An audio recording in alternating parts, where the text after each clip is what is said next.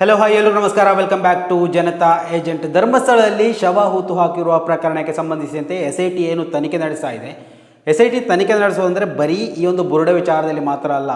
1995ರಿಂದ 2025ರವರೆಗೆ ಈ ಒಂದು ಧರ್ಮಸ್ಥಳ ಪ್ರಕರಣದಲ್ಲಿ ಏನೆಲ್ಲ ದೂರುಗಳು ದಾಖಲಾಗಿವೆ ಎಲ್ಲವನ್ನ SIT ಪರಿಶೀಲನೆ ಮಾಡುತ್ತೆ. ಇನ್ನು ಮುಂದೆ ಬರುವಂತಹ ದೂರುಗಳು, ಹೊಸ ದೂರುಗಳು ದಾಖಲಾಗ್ತಾ ಇದ್ದರೆ ಅದು ಕೂಡ SIT ತನಿಖೆ ಮಾಡಬೇಕು. ಇದು ಸರ್ಕಾರ, ರಾಜ್ಯ ಸರ್ಕಾರ ಏನು SIT ಆದೇಶ ಮಾಡಿದಂಥ ಸಂದರ್ಭದಲ್ಲಿ ಆ ಒಂದು ಸುತ್ತೋಲೆಯಲ್ಲಿ ಆದೇಶವನ್ನು ಹೊರಡಿಸಿದಂಥದ್ದು. ಅಂದರೆ ಇಂತಹ ವಿಚಾರಗಳೆಲ್ಲವೂ SITಯ ಸುಪರ್ದಿಗೆ ಬರುತ್ತೆ ಅನ್ನೋದು. ಸೊ ಇವಾಗ ಎಸ್ಪೆಷಲಿ ಸುಳ್ಯದಿಂದ ಒಂದು ದೂರು ದಾಖಲಾಗಿರುವಂಥದ್ದು. ಅಂದರೆ ಯಾವ ವಿಚಾರದಲ್ಲಿ ಏನು ಎತ್ತ ಅನ್ನೋದನ್ನು ಈ ಒಂದು ವಿಡಿಯೋದಲ್ಲಿ ನಾವು ಗಮನಿಸ್ತಾ ಹೋಗೋಣ. ಅಂದರೆ ವೇದವಲ್ಲಿ, ಪದ್ಮಲತಾ ಅಥವಾ ಸೌಜನ್ಯ, ಆಮೇಲೆ ಯಮುನಾ, ನಾರಾಯಣ ಇಂತಹ ಪ್ರಕರಣಗಳಲ್ಲಿ ಗಂಭೀರವಾದ ತನಿಖೆಯನ್ನು ಮಾಡಬೇಕು, ಇತ್ಯರ್ಥವಾಗದಂತಹ ಪ್ರಕರಣ. ಸೊ ಇವೆಲ್ಲವನ್ನು ಗಂಭೀರವಾಗಿ SIT ಪರಿಗಣಿಸಲು ಏನು ಮೇಲ್ವಿಚಾರಕರು ಅದನ್ನು ಗಂಭೀರವಾಗಿ ತೆಗೆದುಕೊಳ್ಬೇಕು. ಸಂಬಂಧಪಟ್ಟ ಅಧಿಕಾರಿಗಳು ಈ ಒಂದು ಪ್ರಕರಣದಲ್ಲಿ ಇನ್ವಾಲ್ವ್ ಆಗಬೇಕು ಎನ್ನುವಂತಹ ವಿಚಾರಕ್ಕೆ ಸಂಬಂಧಪಟ್ಟಂತೆ ಸುಳ್ಯದಿಂದ ದೂರು ದಾಖಲಾಗಿರುವಂಥದ್ದು. ಸುಳ್ಯದಿಂದ ದೂರು ದಾಖಲಾದರೆ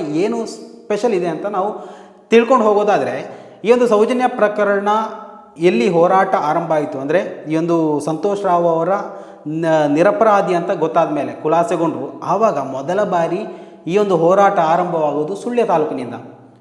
ಈ ಒಂದು ಸೌಜನ್ಯ ಪ್ರಕರಣದಲ್ಲಿ ಆರೋಪಿ ಯಾರು ಎನ್ನುವಂತಹ ಕ್ವಶನನ್ನು ಮೊದಲು ಮಹೇಶ್ ಶೆಟ್ಟಿ ತಿಮರೋಡಿ ಅವರ ನೇತೃತ್ವದಲ್ಲಿ ಎತ್ತಿರುವುದು ಸುಳ್ಯ ತಾಲೂಕಿನಿಂದ. ಸುಳ್ಯ ಜಂಕ್ಷನ್ನಿಂದ ಆರಂಭವಾದಂತಹ ಹೋರಾಟ ಇವತ್ತು SIT ತನಿಖೆಯವರೆಗೆ ಬಂದು ನಿಂತಿದೆ. ಅಂದರೆ ಆ ಒಂದು ಸುಳ್ಯದ ಜನತೆಗೆ ಒಂದು ಕಂಗ್ರ್ಯಾಚುಲೇಷನ್ ಹೇಳಲೇಬೇಕು. ಇವಾಗ ಅದೇ ಸುಳ್ಯದಿಂದ ಓರ್ವ ಹಿಂದೂ ಕಾರ್ಯಕರ್ತ, ಹಿಂದೂ ಯುವಕ ಇವತ್ತು ಇದೇ SITಯ ಬಗ್ಗೆ, ಅಲ್ಲಿ ಇದುವರೆಗೂ ಏನು ಇತ್ಯರ್ಥವಾಗದಂತಹ ಪ್ರಕರಣಗಳ ಬಗ್ಗೆ ತಹಶೀಲ್ದಾರ್ ಆಫೀಸ್ಗೆ ಹೋಗಿ, ತಹಶೀಲ್ದಾರ್ ಕಚೇರಿಗೆ ಹೋಗಿ ದೂರನ್ನು ನೀಡಿರುವಂಥದ್ದು.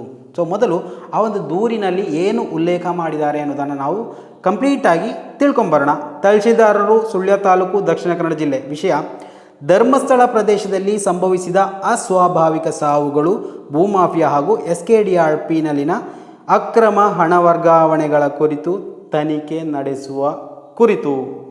ಅಂದರೆ ವಿಷಯವೇ, ಟಾಪಿಕ್ಕೆ ನಿಜವಾಗ್ಲೂ ಒಂದು ರೀತಿಯಲ್ಲಿ ಗ್ರೇಟ್ ಅಂತ ಹೇಳ್ಬೋದು. ಇಲ್ಲಿ ಹಲವು ದೂರುಗಳು ದಾಖಲಾಗಿರ್ಬೋದು, ಆದರೆ SKDRDP ಮೇಲೆ ಮತ್ತು ಈ ಒಂದು ಧರ್ಮಸ್ಥಳ ಪ್ರದೇಶದಲ್ಲಿ ಸಂಭವಿಸಿರುವ ಅಸ್ವಾಭಾವಿಕ ಸಾವುಗಳ ವಿಚಾರದಲ್ಲಿ ಸುಳ್ಯದಿಂದ ದೂರು ದಾಖಲಾಗ್ತಾ ಇರೋದು ಇದೇ ಮೊದಲು ಅಂತ ಅನಿಸುತ್ತೆ. ಮಾನ್ಯರೇ, ನಾನು ದಕ್ಷಿಣ ಕನ್ನಡ ಜಿಲ್ಲೆಯ ನಿವಾಸಿಯಾಗಿ ಧರ್ಮಸ್ಥಳ ಪ್ರದೇಶದಲ್ಲಿ ನಡೆದ ಕೆಲವು ದಾರುಣ ಮತ್ತು ಅಸ್ವಾಭಾವಿಕ ಸಾವುಗಳ ಕುರಿತು ನನ್ನ ಗಂಭೀರ ಚಿಂತೆಯನ್ನು ವ್ಯಕ್ತಪಡಿಸ್ತಾ ಇದ್ದೇನೆ. ವಿಶೇಷವಾಗಿ ಸೌಜನ್ಯ ಅವರ ಪ್ರಕರಣ ಹಾಗೂ ವೇದವಲ್ಲಿ, ಯಮುನಾ, ನಾರಾಯಣ, ವರಿಗ ಮತ್ತು ಪದ್ಮಲತಾ ಅವರ ಸಾವುಗಳು ಇಂದಿಗೂ ನ್ಯಾಯ ದೊರೆಯದೆ ಬಾಕಿ ಉಳಿದಂತಹ ಪ್ರಕರಣಗಳು.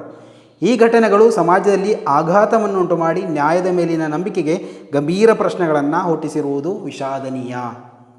ಪ್ರಸ್ತುತ ವಿಶೇಷ ತನಿಖಾ ತಂಡ ಅಂದರೆ SIT ಈ ಅಸ್ವಾಭಾವಿಕ ಸಾವುಗಳ ಕುರಿತು ತನಿಖೆ ನಡೆಸ್ತಾ ಇರುವುದು ಸಂತೋಷದ ವಿಚಾರ.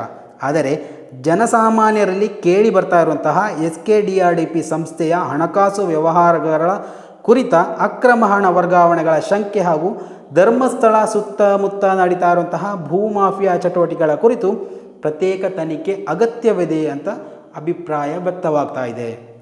ಇದರ ಹಿನ್ನೆಲೆಯಲ್ಲಿ ವಿನಂತಿ ಮಾಡುವುದೇನೆಂದರೆ, 3 ಪಾಯಿಂಟ್ಗಳನ್ನು ಇಟ್ಟುಕೊಂಡು ಅವರು ಇವತ್ತು ದೂರನ್ನು ದಾಖಲಿಸಿರುವಂಥದ್ದು.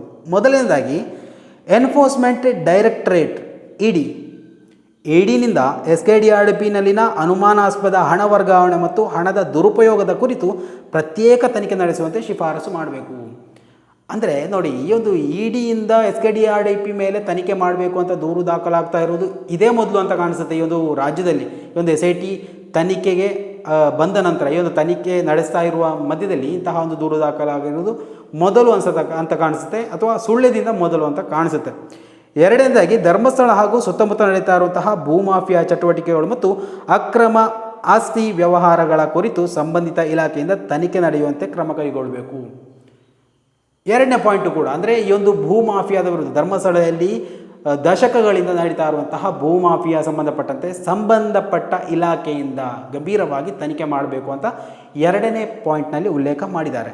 ಇನ್ನು ಮೂರನೇದಾಗಿ, ಈಗಾಗಲೇ ನಡೀತಾ ಇರುವಂತಹ SIT ತನಿಖೆ ಯಾವುದೇ ಬಾಹ್ಯ ಒತ್ತಡ ಅಥವಾ ಪ್ರಭಾವಕ್ಕೆ ಒಳಗಾಗದೆ ಸಂಪೂರ್ಣ ನ್ಯಾಯ ಮತ್ತು ನಿಷ್ಠೆಯಿಂದ ಮತ್ತು ಪಾರದರ್ಶಕವಾಗಿ ನಡೆಯುವಂತೆ ಮೇಲ್ವಿಚಾರಣೆ ಮಾಡಬೇಕಾಗಿ ವಿನಂತಿ. ಅಂದರೆ ಇವಾಗೇನು SIT ಆದೇಶ ಬಂದಿದೆ, SIT ಅಧಿಕಾರಿಗಳಿದ್ದಾರೆ, ಏನು ತನಿಖೆ ನಡೀತಾ ಇದೆ, ವಿಚಾರಣೆಗಳು ನಡೀತಾ ಇದೆ, ಇವೆಲ್ಲವೂ ಪಾರದರ್ಶಕವಾಗಿದ್ದು ಬಾಹ್ಯವಾಗಿ ಯಾರಿಂದಲೂ ಒತ್ತಡಕ್ಕೆ ಮಣಿಯದೆ ನಿಸ್ವಾರ್ಥತೆಯಿಂದ ಈ ಒಂದು ತನಿಖೆ ಒಳ್ಳೆಯ ರೀತಿಯಲ್ಲಿ ನಡೆಯುವಂತೆ ಮೇಲ್ವಿಚಾರಣೆ ಮಾಡಬೇಕು ಸಂಬಂಧಪಟ್ಟವರು ಅಂತ ವಿನಂತಿ ಮಾಡಿಕೊಂಡಿರುವಂಥದ್ದು.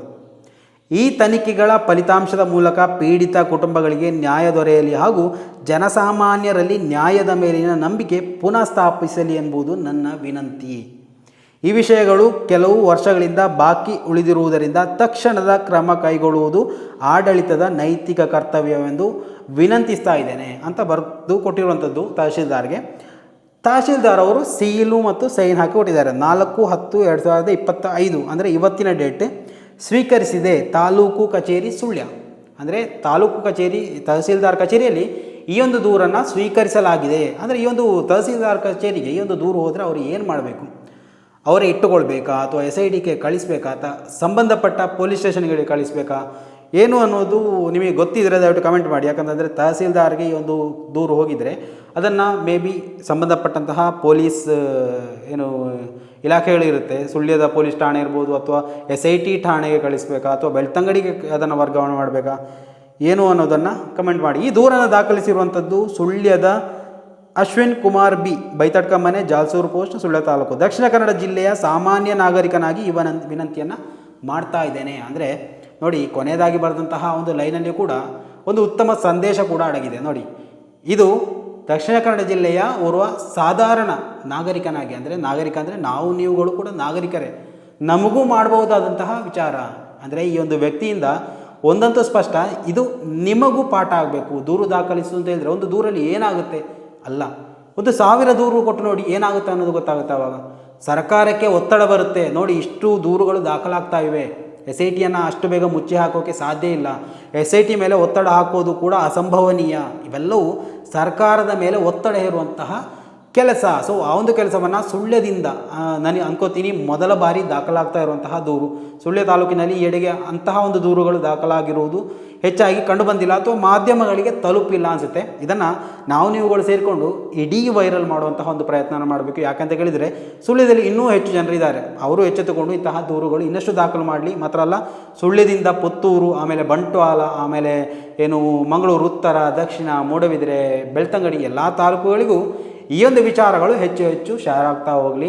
ಜನರು ಇನ್ನಷ್ಟು ಎಚ್ಚರಿಕೆಯಿಂದ ಮುನ್ನೆಚ್ಚರಿಕೆಯನ್ನು ಈ ಒಂದು ದೂರು ದಾಖಲಾಗಿರುವುದರ ಬಗ್ಗೆ ಪಡೆದುಕೊಳ್ಳಿ. ಅಂದರೆ ಅವ್ರಿಗೂ ಕೂಡ ಗೊತ್ತಾಗಲಿ, ಮಾಹಿತಿ ಇರಲಿ, ಯಾವ ರೀತಿಯಲ್ಲಿ ದೂರು ದಾಖಲಿಸಬೇಕು, ದೂರು ದಾಖಲಿಸಿರುವುದರಿಂದ ಏನು ಪ್ರಯೋಜನ ಇದೆ ಅನ್ನೋದು ಕೂಡ ಜನರಿಗೆ ಗೊತ್ತಾಗಬೇಕು. ಸ್ನೇಹಿತರೆ, ದಯವಿಟ್ಟು ನಿಮ್ಮ ಅಭಿಪ್ರಾಯಗಳನ್ನು ಕೂಡ ಕಮೆಂಟ್ ಮಾಡಿ. ಮುಂದಿನ ಮಾಹಿತಿಯೊಂದಿಗೆ ಮತ್ತೆ ಭೇಟಿಯಾಗೋಣ. ಅಲ್ಲಿವರೆಗೂ ನಮಸ್ಕಾರ.